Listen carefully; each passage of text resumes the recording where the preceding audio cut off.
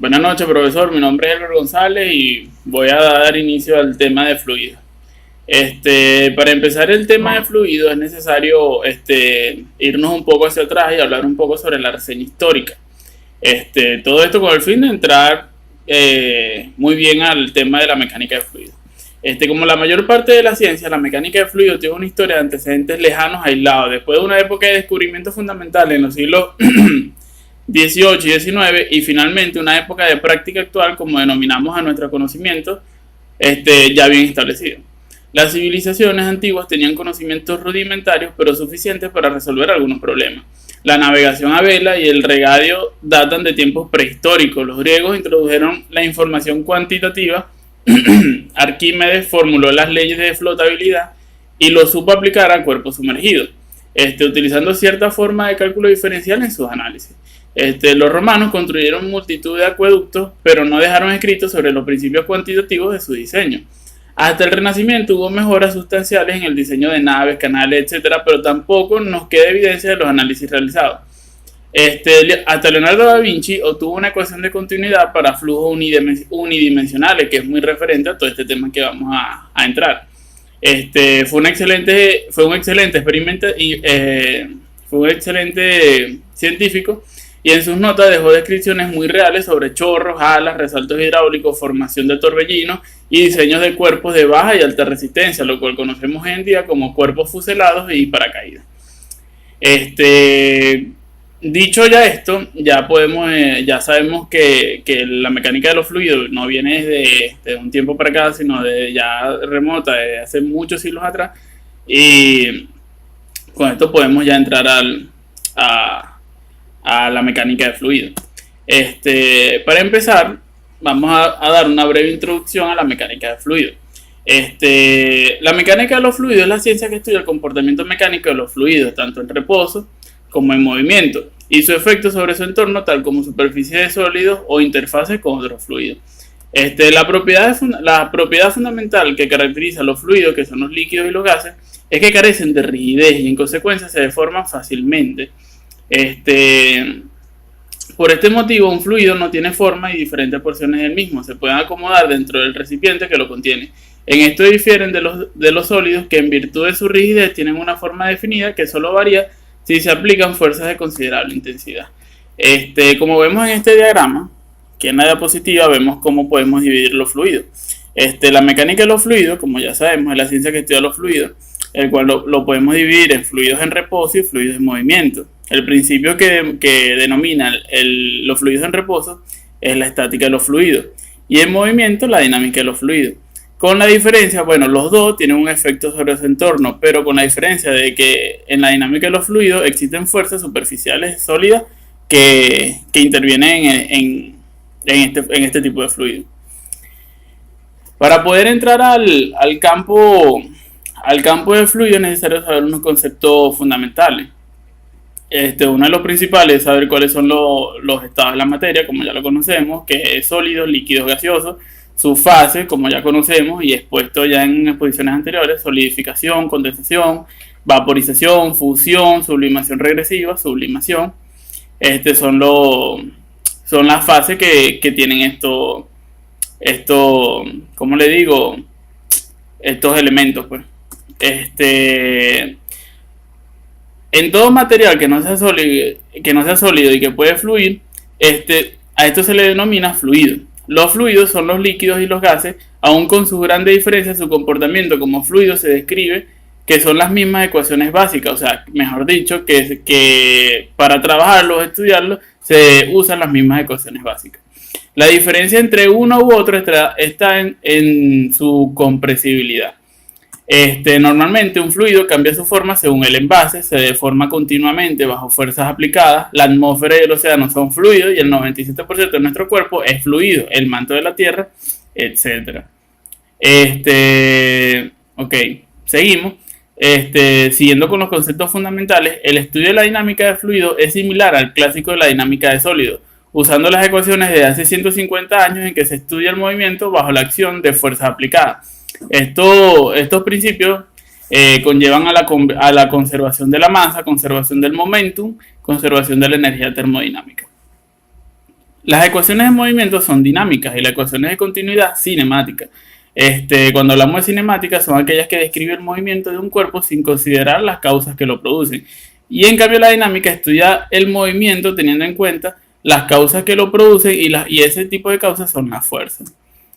Ok, siguiendo con los conceptos fundamentales, ya retomamos a lo que son los tipos de flujo. Sabemos que tenemos los flujos laminar y los flujos turbulentos.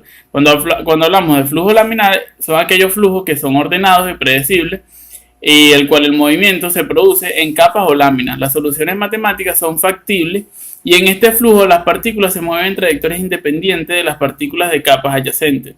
En cambio, en el turbulento, el movimiento de las partículas individuales es aleatorio e impredecible, el que comúnmente se produce, como vemos en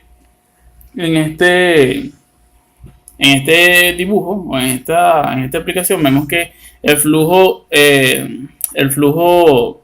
laminar es totalmente constante y en cambio el flujo turbulento no tiene dirección, no tiene sentido y siempre está de manera desordenada. Ok, yendo un poco más allá, ya podemos entrar a la parte de clasificación de los flujos. Entonces, se denomina fluido a un tipo de medio continuo formado por alguna sustancia entre cuyas moléculas solo hay una fuerza de atracción débil. La propiedad definitoria es que los fluidos pueden cambiar de forma sin que aparezca en su seno fuerzas restituidas tendentes a recuperar la fuerza original. Entonces, a diferencia del fluido, un flujo es el estudio del movimiento de un fluido, involucrando las leyes del movimiento de la física, las propiedades del fluido y características del medio ambiente y conducto por el cual fluye. Ya como mencionamos anteriormente, tenemos que entre sus características está el flujo turbulento y el flujo laminar.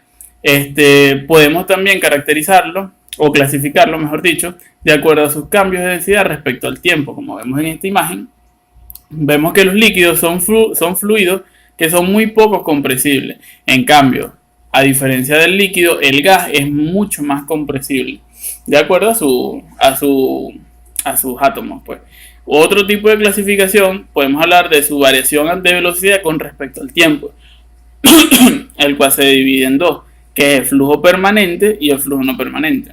El flujo permanente se caracteriza por las condiciones de velocidad de escurrimiento en cualquier punto. En cualquier punto no cambian con el tiempo, o sea que permanecen constantes con el tiempo, o bien si las variaciones en ellas son tan pequeñas con respecto a los valores medios.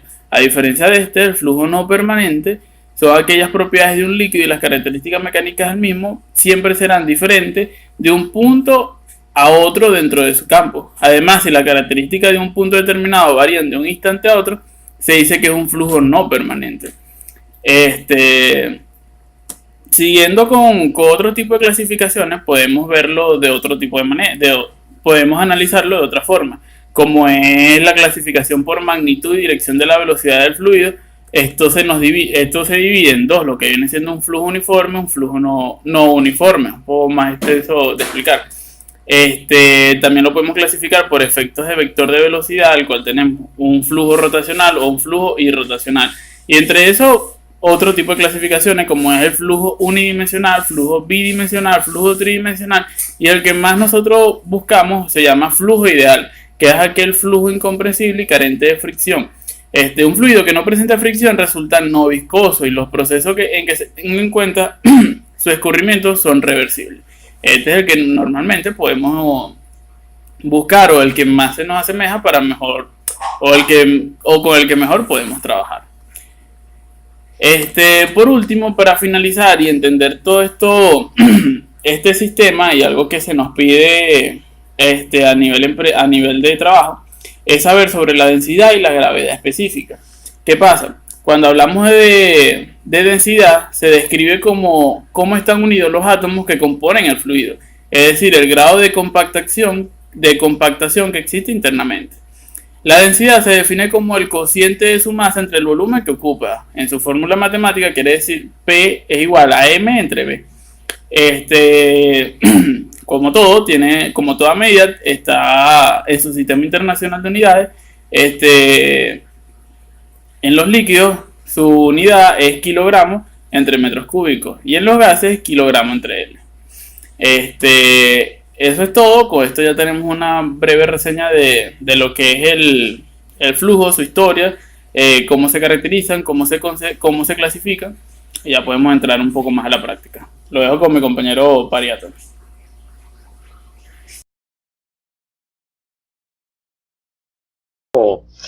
Vamos a seguir explicando cómo son los tipos de sensores de flujo y cómo funcionan. Tenemos el más conocido, que se llama placa de orificio. Este es un dispositivo primario que consiste en, como su nombre lo indica, en tener una placa con un orificio en el centro para medir el tipo de flujo. ¿En qué consiste esto? Bien, aquí tenemos una placa, aquí como van a ver en la diapositiva, van a tener este tipo de placa, va a estar justamente en el diámetro de toda la tubería. Va a tener un orificio en el centro, para que se llama concéntrico. También tenemos una placa que se llama excéntrica y una segmentada. Cada una tiene una función específica. Las concéntricas son para fluidos. Las excéntricas, que no comparten en el centro, son para los gases, para evitar la condensación. Y las segmentadas son para todos los líquidos que tengan partículas o sedimentos. Posteriormente, el funcionamiento de esta placa de orificio es de la siguiente manera. Aquí tenemos el corde transversal. Aquí tenemos la placa de orificio. Anterior a la placa de orificio tenemos esta zona que se llama alto flujo. Y posteriormente a la zona de la placa tenemos este otro orificio que es zona de bajo flujo. Cuando el líquido o el gas está circulando en esta dirección, de aquí para allá, hay una variación de presión. Cuando está estacionario, ambas presiones están iguales. Esto va, a medida que va aumentando el flujo, va a disminuir esta presión aquí. La variación del delta de esta presión, la caída de presión, es directamente proporcional a la velocidad que está en la tubería. Luego tenemos el tubo Venturi o venturómetro. Este es muy parecido, pero tiene mayor ventaja que la placa con orificio. ¿En qué consiste? Esto es un tubo que tiene dos diámetros. Un tubo convergente y divergente. La parte convergente tiene una inclinación de 30 grados y la sección divergente tiene una inclinación de 7 grados. La garganta o la zona menor de diámetro es la mitad del diámetro que de la circunferencia mayor. Vamos a ver, esto lo vamos a ver más claramente en esta gráfica. Aquí tenemos la representación gráfica del tubo Venturi. Aquí tenemos toda esta tubería, de aquí a aquí. Tenemos este diámetro y este diámetro. Entonces, igual que la placa con orificio, se le va a tomar esta zona se le llama alta presión y esta zona baja presión. Esta zona es la mitad del tamaño que la zona 1. ¿Por qué mejor? Porque a medida que se va tomando la presión, se toma la medida, este flujo tiene que recuperar su cauce original. A medida que va aumentando, esta gradiente de 7 grados, que está acá, lo ayuda a recuperar en menor tiempo y en mayor concentración esa presión. También tenemos el tubo Pitot. Este tubo Pitot mide la velocidad del fluido mediante la conversión de energía cinética del fluido en energía potencial. ¿En qué funciona este tubo Pitot? Aquí tenemos esta abertura aquí, que es una tubería o un caudal. Se introduce un tubo en forma de L en esta abertura. Este tubo va a tener un pequeño orificio en esta punta. La energía potencial cinética que va a entrar por aquí va a ser transformada a energía para calcular la velocidad. ¿Cómo? Cuando entra la energía cinética aquí, va a subir y va a tratar de vencer la fuerza de la gravedad. Entonces, la velocidad que pueda tener este tubo Pitot va a ser la raíz cuadrada de la gravedad por la altura que pueda alcanzar esta varilla de la presión que tenga internamente. Esa va a ser la velocidad internamente del tubo Pitot. Luego tenemos los calibradores o caudalímetros máxicos de efecto Coriolis. Efecto Coriolis es un efecto de fuerza normal que tiene en las curvas de las tuberías. Vamos a ver aquí en la representación gráfica. Aquí tenemos un tubo con esta tubería en arco, en forma de U. Esta tubería va a pasar un flujo, un caudal determinado en este sentido. El tubo se va a desviar por esta tubería en forma de U. Luego, a medida que va circulando, esta zona A, B y esta la llamaremos C, ella va a tener una energía cinética que en la zona C va a tener una fuerza centrífuga, pero verticalmente va a tener el efecto Coriolis. Aquí podemos ver como representa la gráfica. Normalmente, verticalmente va a tener la misma aceleración, una proporción de la fuerza que tenga el fluido interno.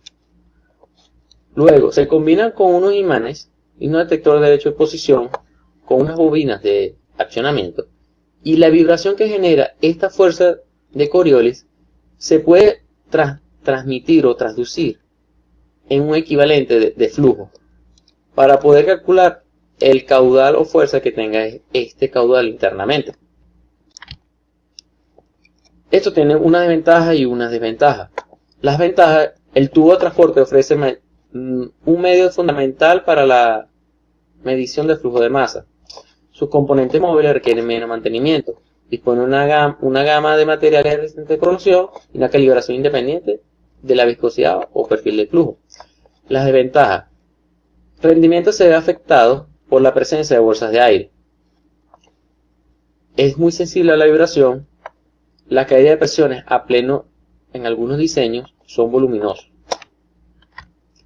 Tenemos los medidores térmicos de fluido. ¿En qué consiste esto? Tenemos dos resistencias, dos RTD, que son resistencias que varían su ohmiaje por cambio de temperatura. Ellos están separados por unas varillas. Unas se están expuestas al calor. Vamos a verla aquí más claramente. Unas se tienen expuestas al calor, a un fluido. Una tiene una temperatura determinada y la otra a otra temperatura. A medida que ésta se expone, cuando está el líquido estacionario, ella no cambia su temperatura. A medida que el líquido, el gas, comienza a circular, ella va a tener un desprendimiento de calor. Esta variación de calor genera un cambio de ohmiaje y va a empezar a pasar una corriente eléctrica por acá. Esa variación se traduce y es equivalente directamente al cambio térmico a la velocidad de disipación de calor por la velocidad de fluido que está pasando por dentro de ella. Tenemos un medidor electromagnético. Los medidores electromagnéticos de flujo miden el caudal volumétrico de líquidos eléctricamente conductivos y lodos. Un conductor eléctrico, en este caso, es un medio conductor de electricidad. Entonces, ¿qué pasa? Vamos a verlo acá. Aquí tenemos una válvula que está recubierta por un material no conductor. Se va a electrificar todo el líquido o el sedimento que va a estar pasando por aquí, el lodo, y va a pasar sobre un campo magnético. Todos recordarán la ley de Faraday, donde cuando se produce un campo magnético sobre una corriente eléctrica, se induce un voltaje. Ese voltaje es directamente proporcional a la velocidad que tenga el líquido que está pasando por el campo magnético. Luego tenemos los medidores fijos de ultrasonido. Ellos funcionan de esta manera. Son dos ultrasonidos que están colocados en el dispositivo, en la tubería. Ellos son capaces de emitir y recibir sus señales ultrasónicas. El primer ultrasonido es capaz de generar su señal a favor del flujo que está pasando por la tubería. Él va a rebotar y va a recorrer toda la distancia y le va a tomar un tiempo 1. Luego, el segundo transductor o ultrasonido va a emitir otra señal y va a recorrer en contra del fluido original. Esto le va a tomar, como el fluido va a tener una resistencia, le va a tomar mayor tiempo. Esta variación del tiempo se traduce con cálculo matemático dependiendo de la densidad, tipo de material o temperatura que tenga lo que esté pasando por la tubería. Se va a traducir directamente a la velocidad que tenga el fluido. Y estos son todos los sensores que miden los flujos en instrumentación industrial. Gracias.